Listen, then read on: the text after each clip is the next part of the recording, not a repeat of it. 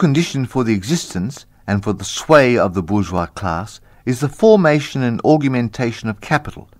The condition for capital is wage labour. Wage labour rests exclusively on competition between the labourers.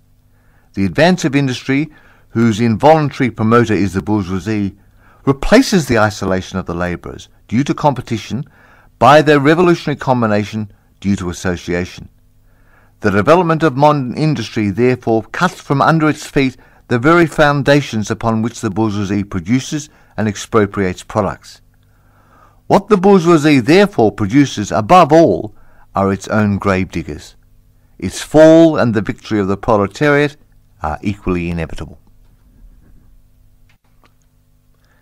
Chapter 2. Proletarians and Communists. In what relation do the Communists stand to the proletarians as a whole? The Communists do not form a separate party opposed to either working class parties. They have no interest separate.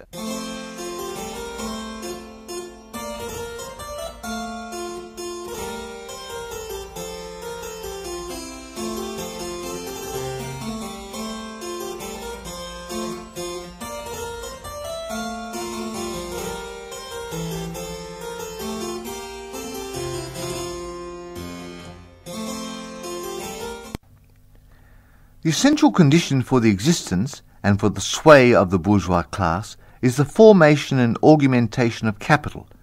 The condition for capital is wage labour.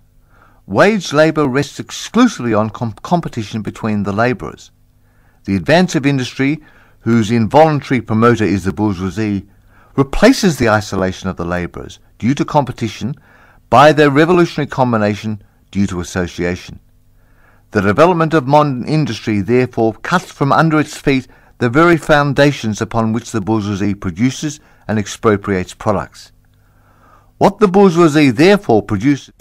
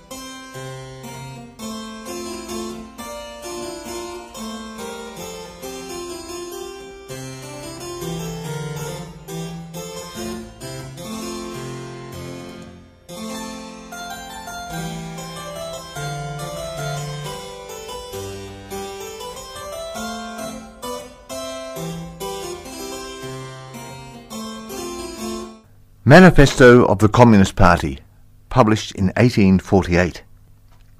A spectre is haunting Europe, the spectre of communism. All the powers of old Europe have entered into an holy alliance to exorcise this spectre. Pope and Tsar, Metternich and Guizot, French radicals and German police spies. Where is the party in opposition that has not been decried as communistic by its opponents in power? Where the opposition that has not hurled back the branding reproach of communism against the more advanced opposition parties, as well as against its reactionary adversaries? Two things result from this fact. 1. Communism is already acknowledged by all European powers to be itself a power. 2. It is high time that communists should openly, in the face of the whole world, publish their views, their aims, their tendencies, and meet this nursery tale of the spectre of communism with a manifesto of the party itself. To this end, communists of various nationalities have assembled in London and have sketched the following manifesto, to be published in the English, French, German, Italian, Flemish and Danish languages. Chapter 1. Bourgeois and Proletarians. By bourgeois is meant the class of modern capitalists, owners of the means of social production and employers of wage labour. By proletariat, we mean the class of modern wage labourers who, having no means of production of their own, are reduced to selling their labour power in order to live. The history of all hitherto society is a history of class struggles. Freedman and slave, patrician and plebeian, lord and serf, guild master and journeyman, in a word, oppressor and oppressed, stood in constant opposition to one another and carried on an uninterrupted, now hidden, now open, a fight that each time ended either in a revolutionary reconstruction of society at large or in the common ruin of the contending classes. In the earlier epochs of history, we find almost everywhere a complicated arrangement of society into various orders, a manifold graduation of social rank. In ancient Rome we have patricians, knights, plebeians and slaves. In the Middle Ages, feudal lords, vassals, guild masters, journeymen, apprentices, serfs. In almost all these classes, again, subordinate graduations. The modern bourgeois society that has sprouted from the ruins of feudal society has not done away with class antagonisms. It has but established new classes, new conditions of oppression, new forms of struggle in place of the old ones. Our epoch, the epoch of the bourgeoisie, possesses, however, this distinctive feature. It has simplified the class antagonisms. Society as a whole is more or less splitting up into two great hostile camps, into two great classes directly facing each other, bourgeois and proletariat. From the serfs of the Middle Ages sprang the chartered burghers of the earliest towns.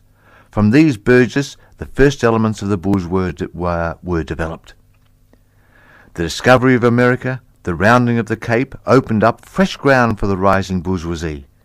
The East Indian and Chinese markets, the colonialization of America, trade with the colonies, the increase in the means of exchange and in commodities generally, gave to commerce, to navigation, to industry an impulse never before known, and thereby to the revolutionary element in the tottering feudal society a rapid development. The feudal system of industry, under which industrial production was monopolized by closed guilds, now no longer suffice for the growing wants of the new markets. The manufacturing system took its place. The guild masters were pushed on one side by the manufacturing middle class. Divisions of labour between the different corporate guilds vanished in the face of division of labour in each single workshop. Meanwhile, the markets kept ever growing, the demand ever rising. Even manufacture no longer sufficed. Thereupon steam and machinery revolutionized industrial production. The pace of manufacture was taken by the giant modern industry, and the place of the industrial middle class by industrial millionaires, the leaders of whole industrial armies, the modern bourgeoisie. Modern industry has established the world market, for which the discovery of America paved the way. This market has given an immense development to commerce, to navigation, to communication by land. This development has, in its turn, reacted upon the extension of industry, and in proportion as industry, commerce, navigation and railways extended, in the same proportion the bourgeoisie developed, increased its capital, and pushed into the background every class handed down from the Middle Ages. We see, therefore, how the modern bourgeoisie is itself the product of a long course of development, of a series of revolutions in the modes of production and of exchange. Each step in the development of the bourgeoisie was accompanied by a corresponding political advance of that class. An oppressed class under the sway of the feudal nobility, an armed and self-governing association in the medieval commune, here independent urban republic, as in Italy and Germany, these taxable third estate of the monarchy, as in France, afterwards in the period of manufacture proper, serving either the semi-feudal or the absolute monarchy as a counterpose against the nobility, and in fact cornerstone of the great monarchies in general. The bourgeoisie has at last, since the establishment of modern industry and of world market, conquered for itself, in the modern representative state, exclusive political sway. The executive of the modern state is but a committee for managing the common affairs of the whole bourgeoisie. The bourgeoisie historically has played a most revolutionary part. The bourgeoisie, whenever it has got the upper hand, has put an end to all feudal, patriarchal, idyllic relations. It has pitilessly torn asunder the motley feudal ties that bound man to his natural superiors, and has left remaining no other nexus between man and man than naked self-interest, than callous cash payment. It has drowned the most heavenly ecstasies of religious fervour, of chivalrous enthusiasm, of Philistine sentimentalism in the icy water of egotistical calculation. It has resolved personal worth into exchange value, and in place of the numerous indefeasible chartered freedoms, has set up that single unconscionable freedom, free trade. In one word, for exploitation, veiled by religious and political illusions, it has substituted naked, shameless, direct, brutal exploitation. The bourgeoisie has stripped from its halo every occupation hitherto honoured and looked up to with reverent awe. It has converted the physician, the lawyer, the priest, the poet, the man of science into its wage labourers. The bourgeoisie has torn from the family its sentimental veil, and it has reduced the family relation to a mere money relation. The bourgeoisie now disclose how it came to pass that the brutal display of vigour in the Middle Ages, which reactionists so much admire, found its fitting complement in the most slothful indolence. It has been the first to show what man's activity can bring about. It has accomplished wonders far surpassing Egyptian pyramids, Roman aqueducts, or Gothic cathedrals. It has conducted expeditions that put in the shade all former exodus of nations and crusades. The bourgeoisie cannot exist without constantly revolutionizing the instruments of production, and thereby the relations of production, and with them the whole relations of society.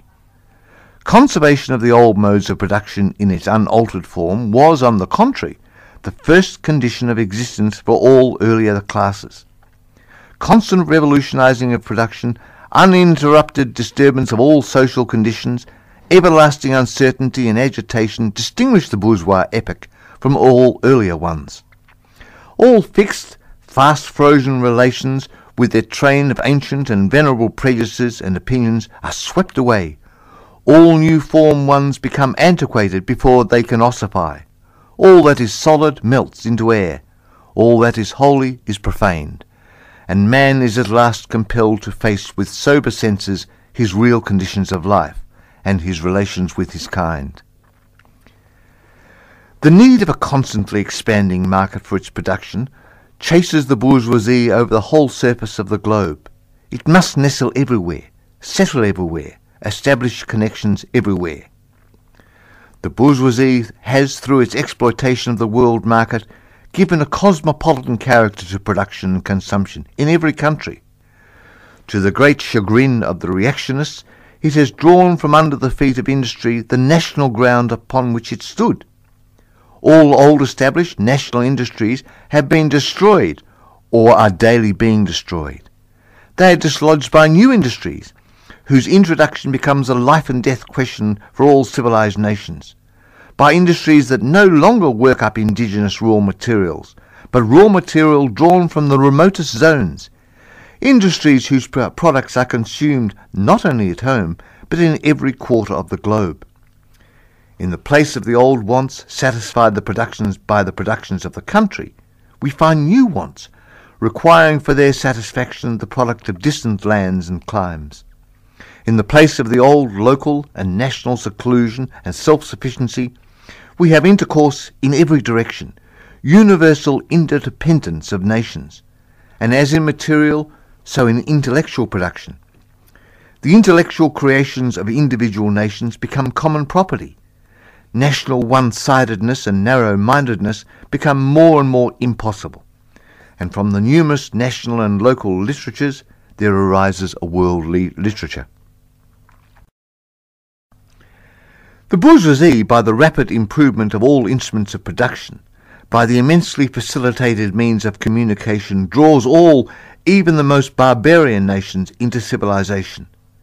The cheap prices of its commodities are the heavy artillery with which it batters down all Chinese walls, with which it forces the barbarians' intensely obstinate hatred of foreigners to capitulate.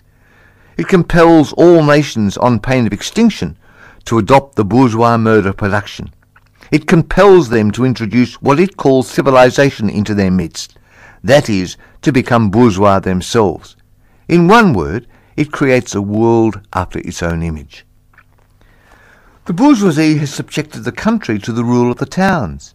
It has created enormous cities, had greatly increased the urban population as compared with the rural, and has thus rescued a considerable part of the population from the idiocy of rural life. Just as it has made the country dependent on the towns, so it has made barbarian and semi-barbarian countries dependent on the civilized ones. Nations of peasants on nations of bourgeois, the East on the West. The bourgeoisie keeps more and more doing away with the scattered state of the population, of the means of production and of property. It has agglomerated population, centralized means of production, and has concentrated property in a few hands. The necessary consequence of this was political centralization.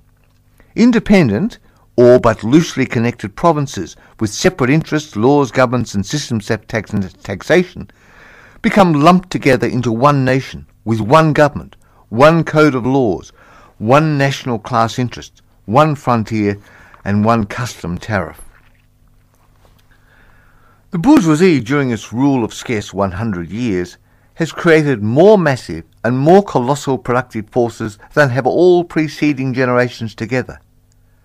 Subjugation of nature's forces to man, machinery, application of chemistry to industry and agriculture, steam navigation, railways, electric telegraphs, clearing of whole continents for civilization, canalization of rivers, whole populations conjured out of the ground. What earlier century has even a presentiment that such productive forces slumbered in the lap of social labour? We see, then, the means of production and of exchange on whose foundation the bourgeoisie built itself up were generated in feudal society. At a certain stage in the development of these means of production and of exchange, the conditions under which the feudal society produced and exchanged, the feudal organisation of agriculture and manufacturing industry, in one word, the feudal relations of property, became no longer compatible with the already developed productive forces. They became so many fetters. They had to be burst asunder. They were burst asunder. Into their place stepped free competition, accompanied by a social and political constitution, adapted to it, and by the economical and political sway of the bourgeois class. A similar movement is going on before our eyes. Modern bourgeois society, with its relations of production, of exchange and of property, a society that has conjured up such gigantic means of production and of exchange, is like the sorcerer who is no longer able to control the powers of the nether world, whom he has called up by his spells. For many a decade past, the history of industry and commerce is but a history of the revolt of the modern productive forces against modern conditions of production, against the property relations that are the conditions for the existence of the bourgeoisie and of its rule. It is enough to mention the commercial crises that by their periodic return put on its trial, each time more threatening, the existence of the entire bourgeois society.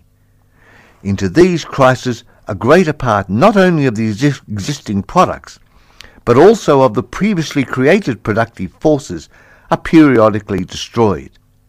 In these crises there breaks out an epidemic that, in all earlier epochs, would have seemed an absurdity, the epidemic of overproduction. Society suddenly finds itself put back into a state of momentary barbarism. It appears as if a famine, a universal war of devastation, has simply cut off the supply of every means of subsistence. Industry and commerce seem to be destroyed. And why? Because there is too much civilization, too much means of subsistence, too much industry, too much commerce. The productive forces at the disposal of society no longer tend to further the development of the conditions of bourgeois property. On the contrary, they have become too powerful for these conditions, by which they are fettered, and as soon as they overcome these fetters, they bring disorder into the whole of bourgeois society, and endanger the existence of bourgeois property. The conditions of bourgeois society are too narrow to comprise the wealth created by them. And how does the bourgeoisie get over these crises? On the one hand, by enforced destruction of a mass of productive forces; on the other, by the conquest of new markets, and by the more thorough exploitation of the old ones. That is to say, by paving the way for more extensive and more destructive crises, and by diminishing the means where crises are prevented. The weapons with which the bourgeoisie felled feudalism to the ground are now turned against the bourgeoisie itself. But not only has the bourgeoisie forced the weapons that bring death to itself, it has also called into existence the men who are to wield these weapons, the modern working class, the proletarians. In proportion as the bourgeoisie, that is capital, is developed, in the same proportion is the proletariat, the modern working class, developed.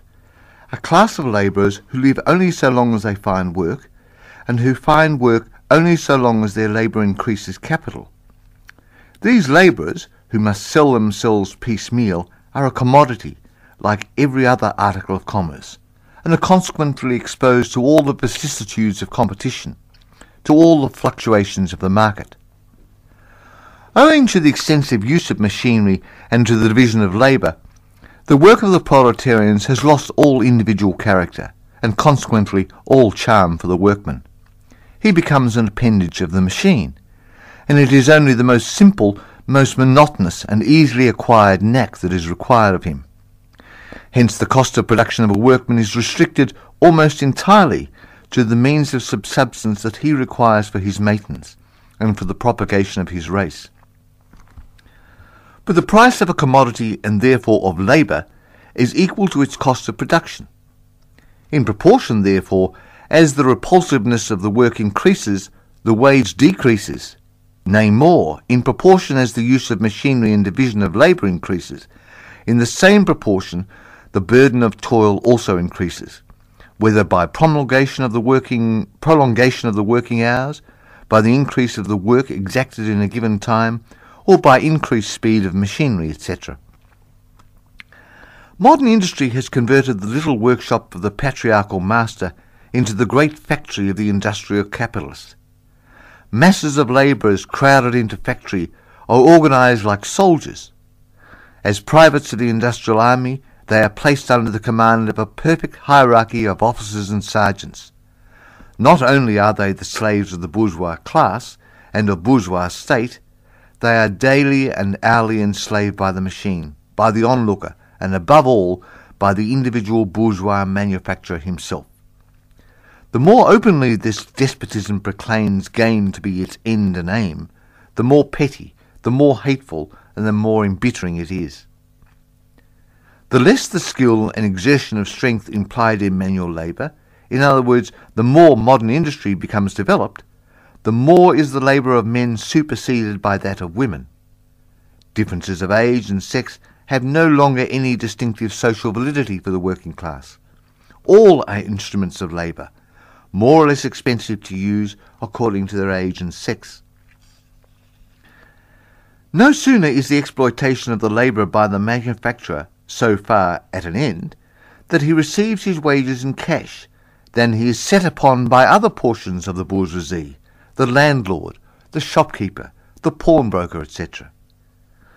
The lower strata of the middle class, the small tradespeople, shopkeepers, and retired tradesmen generally, the handicraftmen and peasants, all these sink gradually into the proletariat, partly because their diminutive capital does not suffice for the scale on which modern industry is carried out, and is swamped in the competition with the largest capitalists, partly because their specialised skill is rendered worthless by the new methods of production.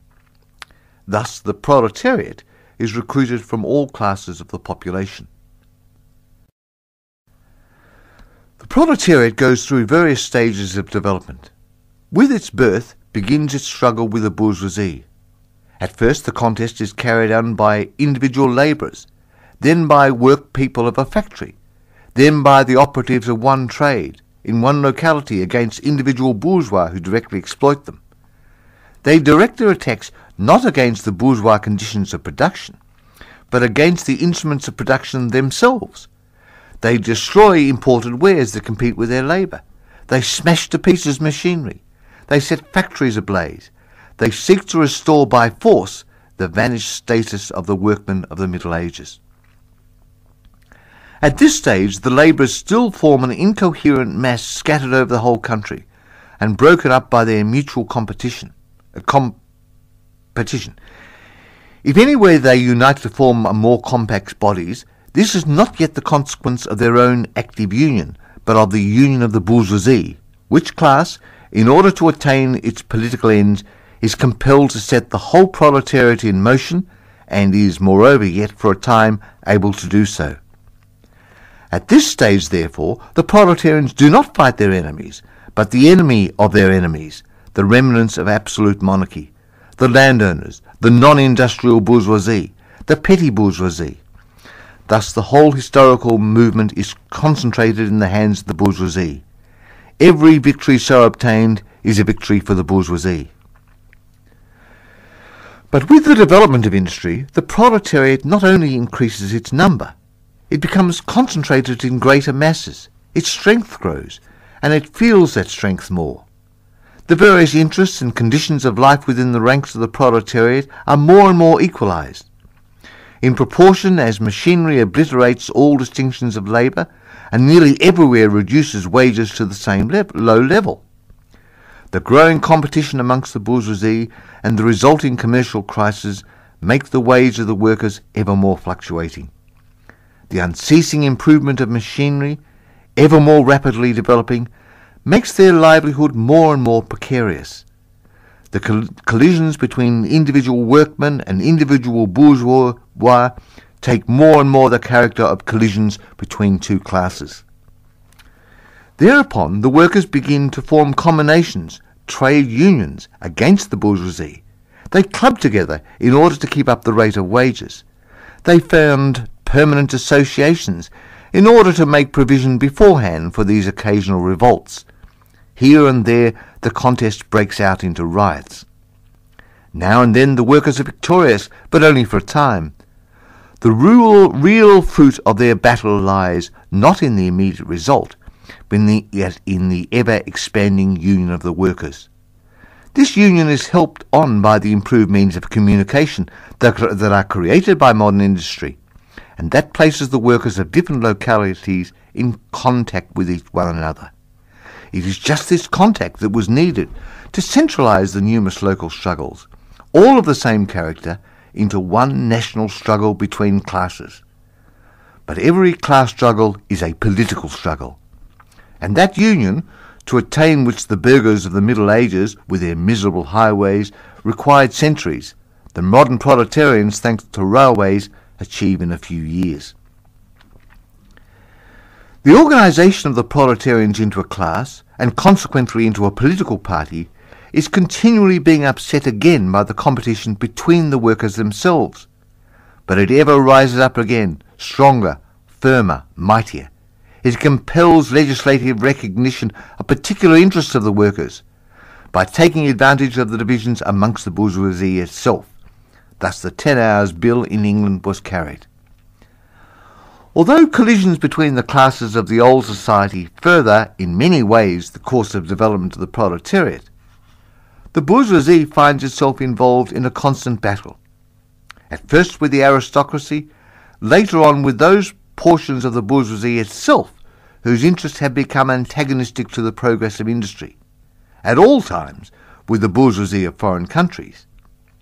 In all these battles, it sees itself compelled to appeal to the proletariat, to ask for its help, and thus to drag it into the political arena. The bourgeoisie itself, therefore, supplies the proletariat with its own elements of political and general education. In other words, it furnishes the proletariat with the weapons for fighting the bourgeoisie. Further, as we've already seen, entire sections of the ruling class are, by the advance of industry, precipitated into the proletariat, or at least threatened in their conditions of existence. these also supplied the proletariat with fresh elements of enlightenment and progress. Finally, in times when the class struggle nears the decisive hour, the progress of dissolution going on within the ruling class, in fact within the whole range of old society, assumes such a violent, glaring character that a small section of the ruling class cuts itself adrift and joins the revolutionary class, the class that holds the future in its hands. Just as, therefore, at an earlier period, a section of the bourgeoisie, of the nobility, went over to the bourgeoisie, so now a proportion of the bourgeoisie goes over to the proletariat, and in particular a portion of the bourgeoisie ideologues who have raised themselves to the level of comprehending theoretically the historical movement as a whole. Of all the classes that stand face to face with the bourgeoisie today, the proletariat alone is a really revolutionary class. The other classes decay and finally disappear in the face of modern industry. The proletariat is its special and essential product. The lower middle class, the small manufacturer, the shopkeeper, the artisan, the peasant, all these fight against the bourgeoisie to save from extinction their existence as factions of the middle class. They are therefore not revolutionary, but conservative. Nay, more, they are reactionary, for they try to roll back the wheel of history. If by chance they are revolutionary, they are only so in view of their impending transfer into the proletariat. Thus they defend not their present, but their future interests. They desert their own standpoint to place themselves as that of the proletariat. The dangerous class, the social scum, that passively rotten mass thrown off by the lowest layers of old society, may here and there be swept into the movement by a proletarian revolution. Its conditions of life, however, prepare it far more for the part of a bribed tool of a reactionary intrigue. In the conditions of the proletariat, those of old society at large are already virtually swamped. The proletarian is without property, his relation to his wife and children has no longer anything in common with the bourgeois family relations, modern industrial labour, modern subjection to capital, the same in England as in France, in America as in Germany, has stripped him of every trace of national character. Law, morality, religion are to him so many bourgeois prejudices, behind which lurk in ambush just as many bourgeois interests. All the preceding classes that have got the upper hand sought to fortify their already acquired status by subjecting society at large to their conditions of appropriation. The proletarians cannot become masters of the productive forces of society except by abolishing their own previous mode of appropriation, and thus also every other previous mode of appropriation. They have nothing of their own to secure and to fortify. Their mission is to destroy all previous securities for and insurances of individual property. All previous historical movements were movements of minorities, or in the interests of minorities. The proletarian movement is the self-conscious, independent movement of the immense majority, in the interests of the immense majority. The proletariat, the lowest stratum of our present society, cannot stir, cannot raise itself up without the whole superincumbent strata of official society being sprung into the air. Though not in substance, yet in form, the struggle of the proletariat with the bourgeoisie is at first a national struggle. The proletariat of each country must, of course, first of all settle matters with its own bourgeoisie. In depicting the most general phases of the development of the proletariat, we trace the more or less veiled civil war raging within the existing society, up to the point where that war breaks out into open revolution, and where the violent overthrow of the bourgeoisie lays the foundation for the sway of the proletariat. Hitherto, every form of society has been based, as we have already seen, on the antagonism of oppressing and oppressed classes. But in order to oppress a class, certain conditions must be assured to it under which it can at least continue its slavish existence. The serf, in the period of serfdom, raised himself to membership in the commune, just as the petty bourgeois under the yoke of feudalist absolutism managed to develop into a bourgeoisie. The modern labourer, on the contrary, instead of rising with the conditions of industry, sinks deeper and deeper below the conditions of existence of his own class. He becomes a pauper, and pauperism develops more rapidly than population and wealth. And here it becomes evident that the bourgeoisie is unfit any longer to be the ruling class in society, and to impose its conditions of existence upon society as an overriding law. It is unfit to rule because it is incompetent to assure an existence to its slave within its slavery, because it cannot help letting him sink into such a state that it has to feed him instead of being fed by him. Society can no longer live under this bourgeoisie.